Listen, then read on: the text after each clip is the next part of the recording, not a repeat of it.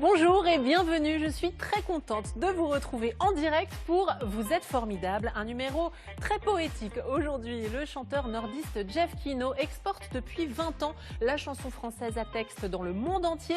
Il a été primé plusieurs fois et il viendra sur ce plateau vous présenter un nouveau clip, un projet collaboratif autour de Rimbaud et son projet de futur album.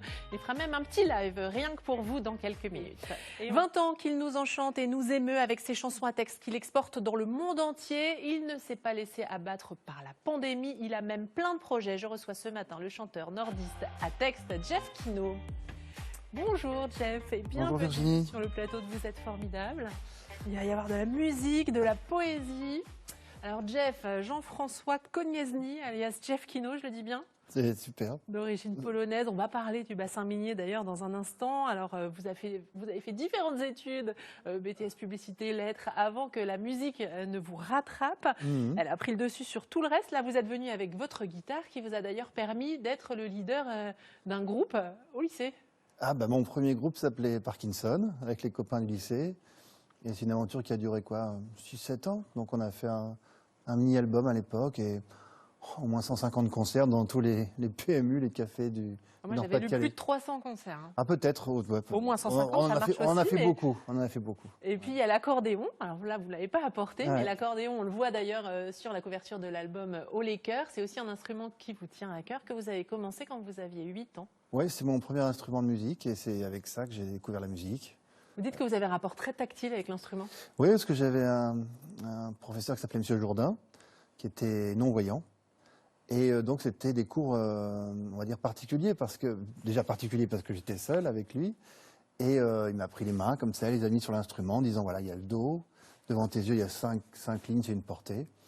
Là il y a le Do, et il m'a dit vas-y, joue quoi. Ça c'est une façon particulière d'apprendre la musique. Mais c'était un très très bon musicien quoi. Et j'ai appris tout ce que je sais de la musique pour une bonne partie de ça quoi. C'est-à-dire le sens de la mélodie, l'accompagnement. C'est vrai que l'accordéon, c'est un orchestre à lui tout seul, comme le piano. 5 albums, dont un récompensé par le prix Adami Bruno Cocatrix en 2005, et puis ce dernier album Haut les cœurs, pour lequel vous avez récemment réalisé un clip qui vous tenait à cœur, avec Mylène Seigné d'ailleurs. Oui, c'était un des duos de l'album, et ça a été réalisé par Hervé Poinas, le bassiste qui joue avec moi. Et qui Malgré la pandémie. Voilà, et qui est bassiste des Mauvaises Langues. Alors on a fait ça, on a bricolé ça avec un fond vert, hein, comme vous connaissez ça ici. Et on s'est bien amusé à le faire. Ça fait du bien de travailler quand même malgré tout ça, quoi. Ouais. Et on regarde le résultat, ça s'appelle Jamais le tour. Si je me réveille chaque matin à tes côtés, si je m'émerveille entre tes reins à t'écouter, c'est que mon amour de toi, je n'en ferai jamais le tour.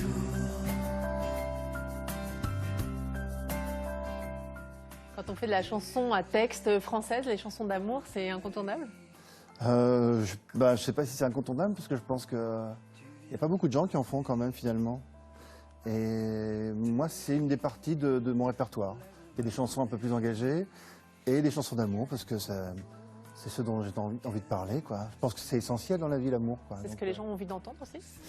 Peut-être. Ouais, je pense que les chansons, c'est des miroirs dans lesquels on se voit dedans. Donc, si les gens peuvent se voir dans mes chansons, j'en suis ravi. De la poésie aussi dans vos textes, et d'ailleurs ça a été l'occasion de faire littéralement de la poésie, puisque vous avez participé à un projet autour des 150 ans de la venue de Rimbaud à Douai. Il avait laissé des textes sur place, dont le fameux Dormeur du Val, et avec le SMAC, le service mobile d'animation culturelle, vous avez participé à l'enregistrement de Cabaret Vert. Alors vous êtes venu avec l'album qui est disponible sur clé USB, Rimbaud. Ça vous a fait quoi de participer à ce projet? Vous n'étiez pas spécialement attaché à Rimbaud? Je ne suis pas un grand connaisseur de Rimbaud, mais Freddie Pencock, qui est à l'origine de ce projet, qui à chaque fois mobilise des gens autour de lui, mais c'est juste incroyable. Cali, Cali, Charlie Couture, Couture, voilà. Couture, Philippe Torreton. plein de Yann gens, Scott. Brie de Fossé, bon, voilà. Et vous Mais il m'a appelé en premier, hein. Il Ah m'a bah, il appelé, faut le dire. je tiens à le dire. Hein. Il s'est dit c'est le moins difficile à convaincre, donc il m'a appelé moi en premier. Donc 22 Et- poèmes ont été mis en musique. Et j'ai choisi ce texte, le Cabaret Vert, parce que je Pourquoi trouvais ça. Voilà, ça ressemblait. Je pense que des gens comme Gainsbourg, par exemple, sont beaucoup inspirés ou Yves Simon, des gens comme ça. Vous chantez Gainsbourg d'ailleurs. Je chante Gainsbourg, oui, je vais les rejouer là. D'ailleurs, des oui, le Gainsbourg. 18 juin à Bully-les-Mines et le 6 juillet à Ucquelier. Oui, dans Montreuil, le Montreuil, ouais, c'est ça. Et je pense que des gens comme Gainsbourg sont beaucoup inspirés ou Yves Simon, je disais, ou d'autres gens, voilà, De sont Rimbaud. inspirés de Rimbaud, ouais. C'est pas- Et c'est assez facile à mettre en musique parce que c'est calibré, quoi. Au niveau des pieds, au niveau de la versification, ça marche tout seul, quoi. On écoute justement comment vous avez mis en musique le Cabaret Vert. Ouais.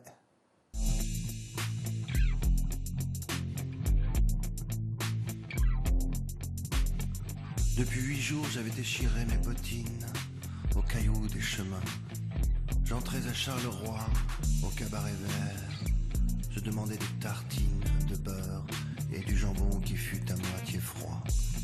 Bien heureux, j'allongeais les jambes sous la table verte. Je contemplais les sujets très naïfs de la tapisserie.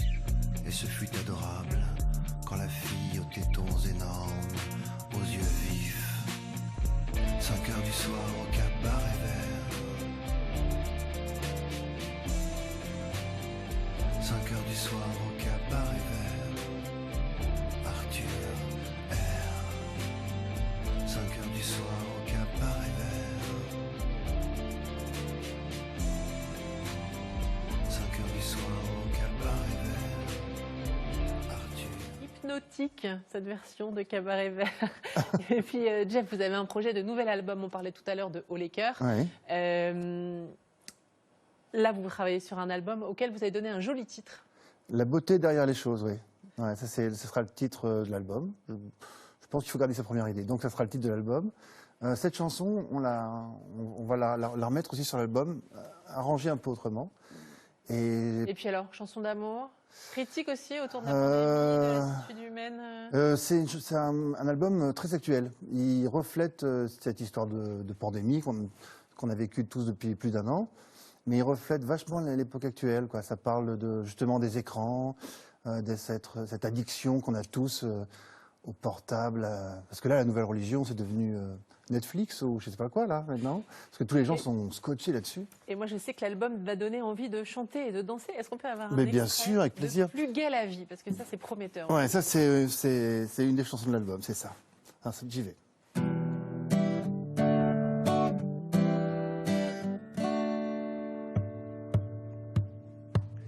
Plus gai la vie, plus gai la vie. Plutôt du vert que du gris. Et si c'est pas au goût du jour pour tout le monde, non, non. C'est de l'amour, c'est de l'amour. Revenir à l'essentiel. La terre, la mer, le ciel. Et fermé pour de bon.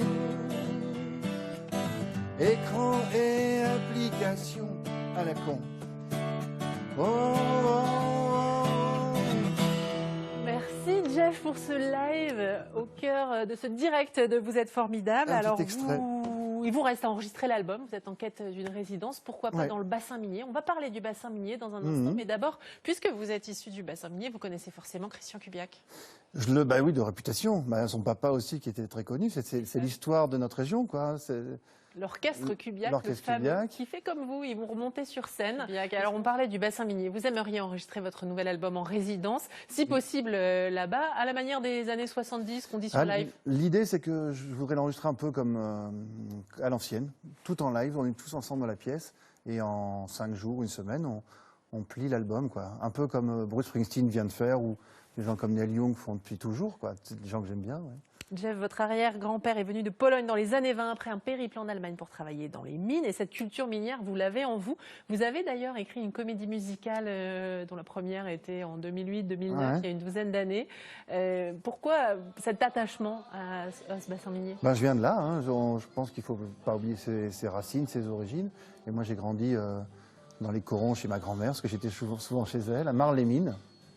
Et cette comédie musicale, c'était pour lui rendre hommage, et puis rendre hommage à mes 2 grands-pères mineurs, et à cet arrière-grand-père mineur aussi. Le bar de l'Écluse, joué 80 fois dans la région, avec un beau succès. Ah oui, ben, je pense que les gens, à chaque fois, repartaient avec les larmes aux yeux, avec le sourire aussi, parce que cette comédie musicale, c'était notre région, quoi. Cette générosité, ce courage, et puis tout ce qu'on a vécu. Voilà. Ouais. Vous aviez d'ailleurs fait une comédie musicale pour les enfants avec Freddy Pancock, dont on parlait tout à l'heure. Oui, pour, aussi le Rimbaud. pigeon de papier. Ouais. Prochaine comédie musicale, c'est Ah, c'est pas dans les tuyaux pour l'instant. pas encore. Mais pourquoi pas, hein. Alors, vous parliez de Marles-les-Mines, Calonne-Ricoire. Vous avez littéralement vu la campagne se transformer en coron. Alors, on a un petit cadeau pour vous. Ah non, j'ai pas vu Reportage. transformer en coron. Non. Ah, bah, pas loin, pas loin. Je Votre l'ai maman, en tout lu, cas. je l'ai lu. Ah, ma maman, non, peut-être pas non plus. Elle est dans les années 44, 45, c'était les années 20, quand les corons, au début, ils étaient dans des préfabriqués, les mineurs. Mais dans les années 70, le paysage a changé quand même à Marles-les-Mines Aussi, et oui. Calonne-Ricoire. On va parce qu'il y a eu une vous allez me évolution, montrer ça. comme on va voir dans ce reportage de 1970, qui est votre année de naissance. Quel Alors ton, la musique. C'était le magazine du mineur, 1970, c'est toute une époque. Ah, c'est incroyable, hein. Ouais, mais je viens de là, voilà. Je viens de loin. Oui. Vous aimez y retourner? Eh ben, mes parents, ils vivent encore, donc j'y vais régulièrement. Ça a beaucoup changé, parce qu'il n'y a plus les mines, là, on voyait les molettes et tout ça. Ça a disparu. Hein. Il y en a une qui reste à Marles-les-Mines, voilà, qui est dans le musée de la mine. Ouais. Est-ce que c'est pour vos parents que vous avez fait un BTS publicité? Parce que vous aviez déjà en tête de faire de la musique quand même au départ. Non, parce que je crois que j'étais au lycée, comme beaucoup de lycéens, je ne savais pas trop ce que je voulais faire. Je voulais faire de la création. Et il y a une conseillère d'orientation qui m'a dit « Pourquoi pas un BTS publicité ?» Je lui ai dit « Ah ouais, peut-être », parce que je n'étais pas bien éclairé. Et j'ai fait ce BTS qui était sympa. Et après, j'ai fait d'autres choses, les lettres modernes, où là, Vous adoriez je me suis aller en cours à révélé. la fac? Vous adoriez aller en cours à la fac? En cours de lettres, oui. J'ai découvert des auteurs, j'adorais ça, vraiment, vraiment. Vous avez été pion, enfin, vous avez eu du mal à quitter le milieu scolaire, on va dire, mais vous avez jamais envisagé d'être prof? C'était une des options, quoi. C'est-à-dire que c'était un peu le truc de sécurité en me disant je pourrais faire ça. Ce que j'ai pas fait parce que finalement j'ai abandonné la maîtrise sciences de l'éducation et j'ai fait de la musique. Mais je fais un peu prof parce que je fais beaucoup d'ateliers chansons avec des étudiants, avec des enfants, des adultes, des gens en difficulté. Et là, je réalise un peu ce projet-là d'être passeur de philosophie, de littérature, de musique, de poésie. Donc je suis un peu prof, finalement. Vous n'avez pas regretté avec la pandémie d'avoir tout misé sur la musique? Ah non, pas du tout, au contraire, parce que là, on nous a interdit on nous a soi-disant privilégié des choses essentielles. Moi, je pense vraiment que la musique, l'art, la culture, l'éducation, c'est ça qui est essentiel. Et vous remontez sur scène, on parlait tout à l'heure de votre spectacle Gainsbourg, mais vous serez le 17 juin à Arras au festival d'Idouda, le 19 juin à Vingles, le 3 juillet à Stenwerk, le 9 juillet à Lambre-les-Douais et le 10 juillet à Roquetoire avec les mauvaises langues. Alors comment il fait le bassiste? Il joue avec les mauvaises langues en même temps qu'il joue avec vous? Surtout, il est payé 2 fois. Donc ça, c'est un truc hallucinant. Non, mais il joue avec les deux, oui. Ouais. Vous êtes quelqu'un de positif, vous dites ça ira mieux demain. Ah oui, oui, bien sûr. Ouais. Pourtant, vous êtes angoissé. Non, je suis angoissé, mais quand je fais écrire des chansons, je leur dis il vaut mieux écrire des vers à moitié plein qu'à moitié vide. Voilà. Votre auteur du moment, Georges Simenon. Alors là, c'est toute une histoire. Vous êtes allé à Emmaüs, vous êtes tombé sur Georges Simenon et vous avez commencé à tout relire. Alors, vous avez lu genre 50. Ce que je ne vous ai pas raconté entre-temps, c'est que j'avais trouvé 2-3 volumes d'intégrales de Simenon. Et j'étais tout heureux de ça. Et j'y suis retourné il n'y a pas longtemps. Et là, j'ai trouvé les 10 autres. Donc là, ça veut dire que j'ai quasiment la collection complète, l'intégrale. Et c'est génial. Moi, j'ai redécouvert Simenon, donc Les Maigret, forcément. Et tous ces romans nuls, là. Franchement, c'est pour moi un des plus grands auteurs qu'on ait eu. Et qu'on a toujours. Alors, je vous avais demandé de venir avec la guitare pour jouer Plus gai la vie, mais si là, de façon impromptue, je vous dis, reprenez la guitare et faites-moi ce que vous voulez. Qu'est-ce que je peux faire? Qu'est-ce qui vous viendrait? Gainsbourg, par exemple, peut-être? Ah, un petit Gainsbourg? Ah, peut-être, allez.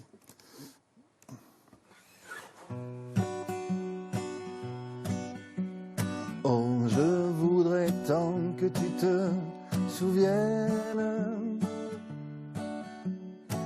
Cette chanson était la tienne. C'est ta préférée, je crois. Qu'elle est de Prévert et Cosma. Et chaque fois, les feuilles mortes s'effacent de mon souvenir. Jour après jour, mes amours mentent, n'en finissent pas de mourir. Merci beaucoup Jeff. Et on continue dans la poésie avec les photos d'Anaïs Chapelle. Ce matin, elle est passionnée de la région Hauts-de-France et de Lille en particulier. Étudiante en psychologie, elle aime beaucoup la nature, l'esthétique des paysages, leur lumière et leurs couleurs. Et elle aime donc partager la mémoire des photographies sur les réseaux sociaux. Merci beaucoup Anaïs Chapelle. C'est la fin de cette émission. Merci Jeff d'être venu sur le plateau de Vous êtes formidable. On ne manquera pas d'aller vous voir en concert. On a hâte de voir le nouvel album. Et puis demain, je reçois un autre chanteur, car il est chanteur, Frédéric Zetoun. Vous le connaissez peut-être comme chroniqueur à la télévision. Il est aussi parolier pour Zaz, Bertignac ou Frédéric François. Et il viendra vous présenter son album J'aimerais. À demain et très bonne journée à toutes et tous.